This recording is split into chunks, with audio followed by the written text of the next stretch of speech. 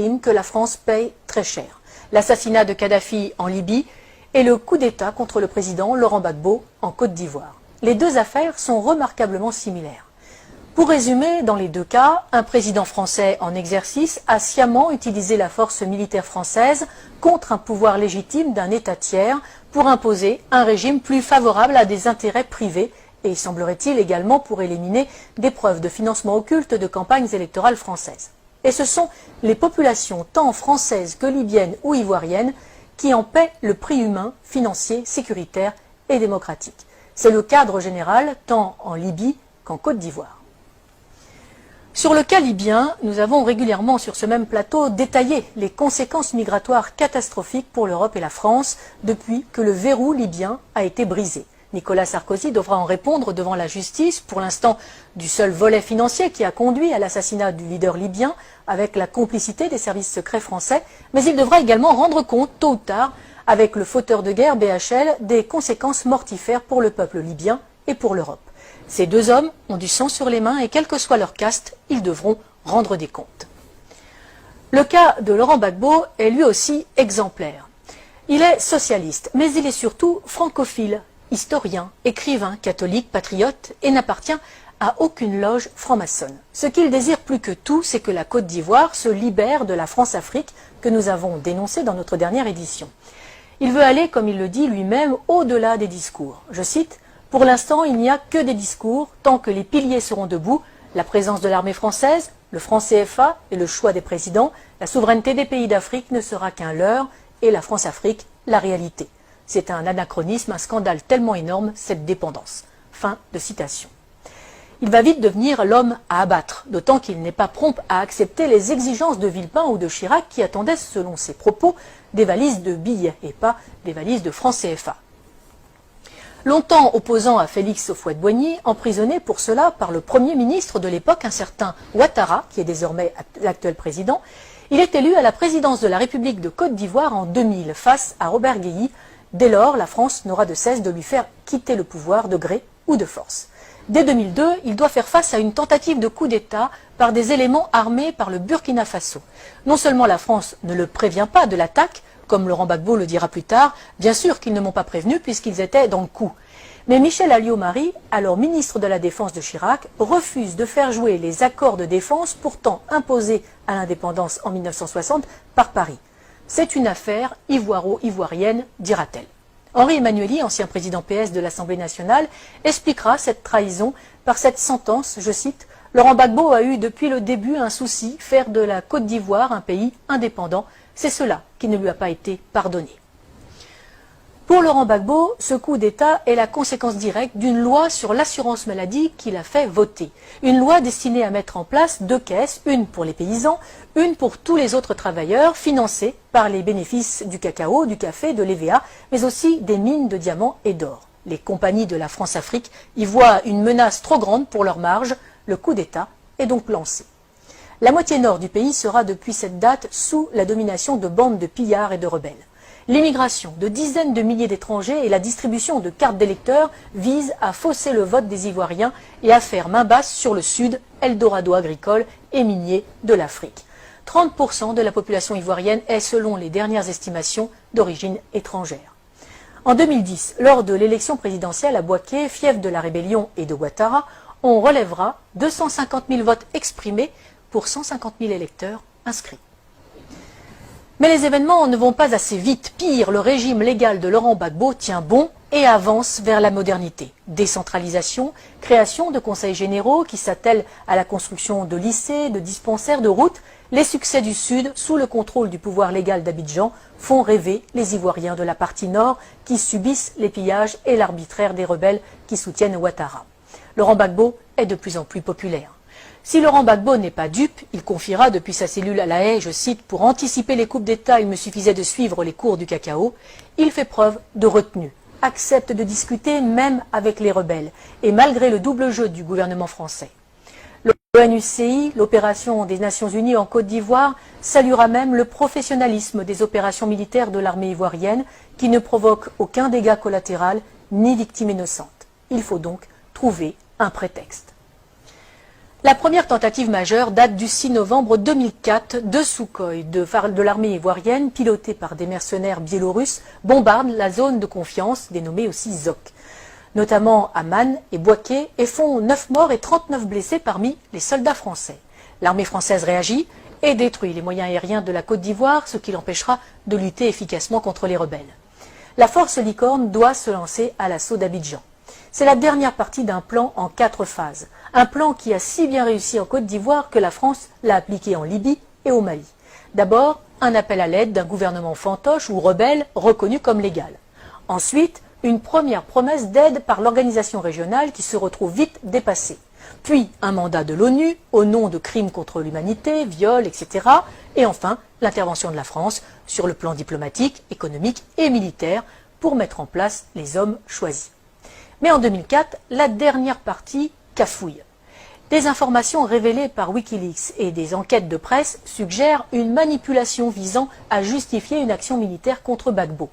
En 2016, la juge d'instruction française Sabine Kéris demande le renvoi devant la Cour de justice de la République, la CJR, des anciens ministres Dominique de Villepin, Michel Alliot-Marie et Michel Barnier, suspectés d'avoir permis l'exfiltration des mercenaires responsables de l'attaque contre les forces françaises. Pour Laurent Gbagbo, les services secrets français ont retourné son chef d'état-major, Mathias Doué, pour une attaque sous faux drapeau afin de légitimer la réaction française. Le parquet général près la Cour de cassation a indiqué n'avoir pas saisi à ce stade la commission des requêtes de la CJR. En 2011, alors que Laurent Gbagbo a remporté les élections de 2010, malgré les quelques 450 000 électeurs fantômes rajoutés dans le Nord, Ouattara et ses amis français décident de forcer les urnes. Ils contestent les élections, mais refusent de recompter les bulletins, qui sont détruits. Curieusement, le premier décompte avait été confié à une société française dont le directeur recevra un contrat de plus de 152 millions d'euros par le gouvernement Ouattara. Le 11 avril 2011, après 10 jours de combats à Abidjan et de bombardement de la résidence présidentielle par les forces spéciales françaises de la force Licorne et l'ONUCI, Laurent Gbagbo est arrêté en compagnie de son épouse Simone par les forces françaises. Ce n'est pas la fin des morts. Des centaines de civils seront arrêtés, torturés et exécutés par les complices de Sarkozy. La famille de Laurent Gbagbo, les militants, les ministres, des professeurs, des fonctionnaires.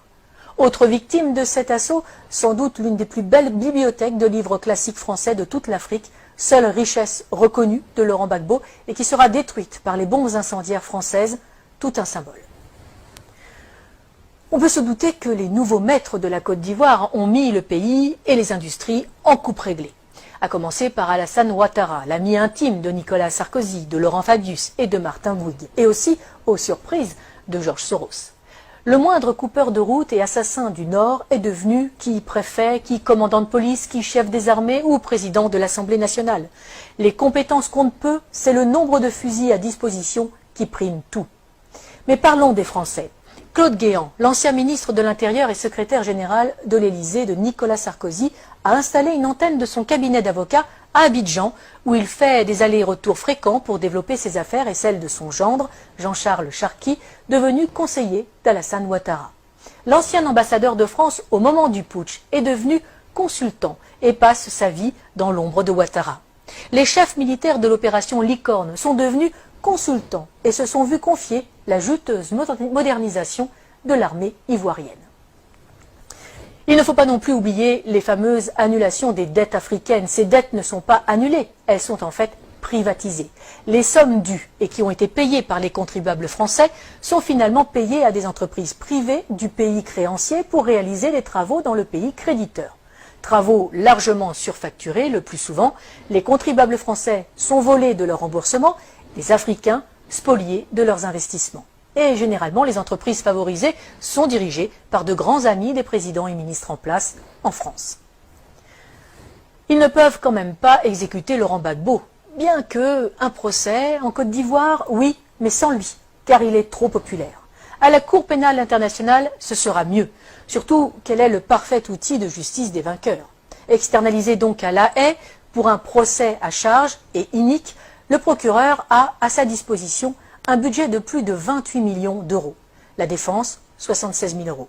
L'une des principales sources d'accusation est l'association Human Rights Watch, qui est entièrement financée par Soros, ami de Ouattara. Malgré ça, Par 2 fois, en 2016 et en 2018, le tribunal ne peut que constater l'absence totale de preuves dans le dossier du procureur. Aucun élément de preuve, aucun témoin fiable. Le 15 janvier 2019, Laurent Gbagbo est acquitté par la CPI de la totalité des charges portées contre lui après plus de 7 ans de prison préventive. Il reste cependant en résidence surveillée en Europe. La Belgique lui offre l'asile. Le temps, paraît-il, pour que le procureur puisse faire appel sur de nouvelles bases. Lui, qui n'a jamais réussi à monter un dossier alors qu'il a travaillé main dans la main avec Ouattara et les gouvernements français. Nous n'avons fait ici qu'effleurer ce sujet vaste et complexe qui pourrait servir de trame à une série d'espionnage et de géopolitique. Pour ceux qui voudraient aller plus loin, qu'ils n'hésitent pas à lire l'ouvrage « Libre pour la vérité et la justice » de François Mattei aux éditions Max Milo. Il est le fruit des entretiens de l'auteur avec Laurent Gbagbo pendant ces 7 années de détention arbitraire. Publié quasiment à la veille de la libération du président ivoirien, ce livre est la preuve que Laurent Gbagbo a eu raison trop tôt. Mais il n'est pas dit qu'il ne revienne pas dans le jeu politique ivoirien, totalement blanchi des accusations portées contre lui, fort de ses réussites comme président et avec un programme toujours plus d'actualité. Il faudrait plus de chefs d'État comme lui en Afrique, conscients des atouts de son continent, préférant des relations saines avec la France plutôt que l'exigence d'une repentance perpétuelle imposée aux Français pour des crimes qu'ils n'ont pas commis. Une repentance qui n'est là que pour cacher le pillage de l'Afrique par des multinationales et imposer une invasion migratoire ruineuse et destructrice pour l'Europe. Défense de l'identité nationale, mise en œuvre d'un patriotisme social permettant de vivre et de travailler au pays, non-alignement, intégrité de ses élites politiques et économiques. Il faudrait peut-être aussi plus de Laurent Gbagbo en Europe.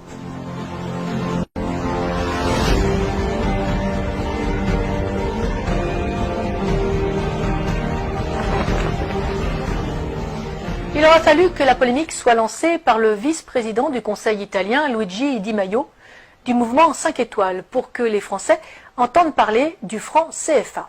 L'affaire est née le 20 janvier, quand Luigi Di Maio a déclaré à propos des migrants, je cite, « À partir d'aujourd'hui, ceux qui veulent débarquer en Italie, on va les emmener à Marseille. Je vais demander des sanctions contre les pays qui colonisent l'Afrique. La France imprime le franc dans les colonies pour financer une partie de sa dette. Pour laisser les Africains en Afrique, il suffirait que les Français restent chez eux. » Fin de citation. Le franc CFA, c'est le franc de la communauté financière africaine qui est le nom de 2 monnaies communes héritées de la décolonisation. Le franc de la communauté financière en Afrique pour le Bénin, le Burkina Faso, la Côte d'Ivoire, la Guinée-Bissau, le Mali, le Niger, le Sénégal et le Togo. Et le franc de la coopération financière en Afrique centrale pour le Cameroun, le Congo, le Gabon, la Guinée équatoriale, la République centrafricaine et le Tchad. 14 pays en tout, pas tous francophones et ni anciennes colonies françaises, parfois protectorats allemands, espagnols ou portugais. Créé par De Gaulle le 25 décembre 1945 avec Soustelle et Pleven, le franc CFA est un outil de réaffirmation de l'autorité de la métropole sur des zones qui ont échappé à son contrôle lors de la Seconde Guerre mondiale. Ce qui pouvait se comprendre au lendemain de la guerre prend une autre tournure au moment de la décolonisation. Ce franc CFA, imprimé à Chamalières dans le Puy-de-Dôme, dans le fief de Giscard d'Estaing, ampute les pays qui l'utilisent de la marque de leur souveraineté. On gardera à l'esprit le parallèle avec l'euro. L'infantilisme financier et l'irresponsabilité dans lesquels ils sont encore tenus ont engendré des peuples d'assistés chroniques. Leurs chefs d'État sont devenus des mendiants et des voleurs pratiquant d'un côté une politique de révérence envers la puissance étrangère qui les protège et qui détient leur porte-monnaie et spoliant de l'autre leur population. Sans entrer dans les détails techniques d'un système complexe, il faut savoir que la quantité de monnaie délivrée à chacun des pays africains de la zone franc est contingentée et, dans l'absolu, la France peut à tout moment diminuer ou arrêter sa livraison de billets. Comme elle peut prendre la décision de dévaluer cette monnaie. Ce qu'elle fit en 1994 avec le FMI et les États-Unis, générant des conséquences très dures pour les États et les populations d'Afrique. Par ailleurs, pour se garantir, la France est habilitée à stocker et à gérer à Paris, pour les pays de la zone franc, 50% des devises provenant de leurs exportations sur des comptes d'opération. Elle en ponctionnait la totalité jusqu'en 1973 et l'équivalent de 65% jusqu'en 2005. Les recettes en devises du cacao, du café, de l'EVA, du pétrole, du coton, de l'uranium, de l'or, du diamant, du manganèse, des métaux rares, etc. vendus dans le monde entrent donc pour une bonne part à la Banque de France et non dans les pays africains de la zone franc qui ont généré ces exportations. Un flux en dollars, livres sterling, yens et euros dont le Trésor français a la garde et place à son profit sur les marchés financiers internationaux. Autre confiscation très avantageuse pour la France, le dépôt de l'or africain dans nos coffres qui vient garantir ce franc CFA et qui s'ajoute aux réserves d'or de l'État français, nous permettant de figurer en bon rang parmi les États occidentaux dont les réserves d'or sont les plus élevées. Après les États-Unis, 8100 tonnes, l'Allemagne, 3400 tonnes, le FMI, 2800 tonnes et l'Italie, 2450 tonnes et devant la Russie, 2000 tonnes. Un avantage non négligeable en période de crise.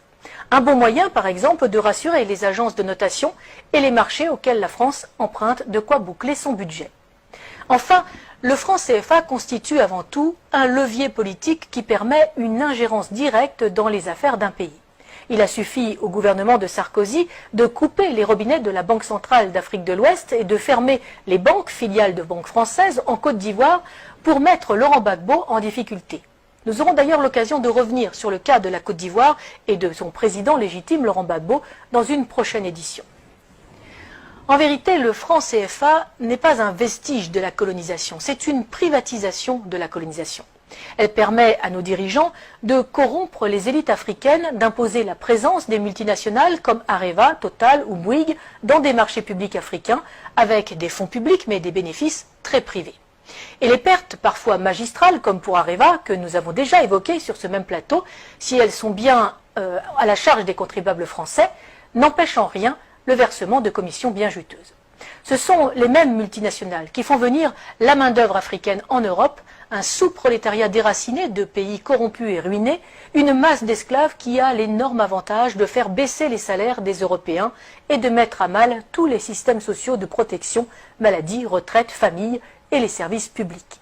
En multipliant les bénéficiaires sans apporter de nouveaux contributeurs, l'équilibre est rompu, les systèmes de protection et les services publics ne fonctionnent plus.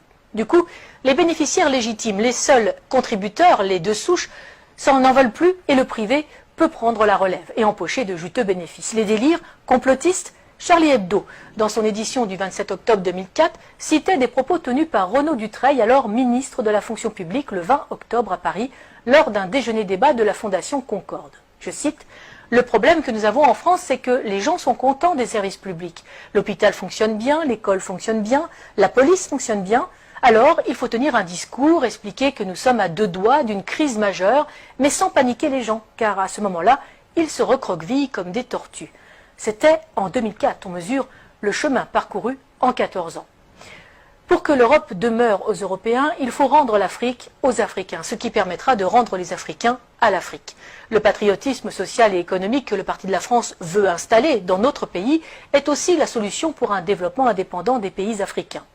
Nos relations avec nos anciennes colonies est certes nécessaire pour des raisons géopolitiques et géostratégiques, mais elles doivent se faire dans l'intérêt des peuples souverains sur chacun des deux continents et non pour les bénéfices de leur caste dirigeante, qu'elle soit politique ou économique.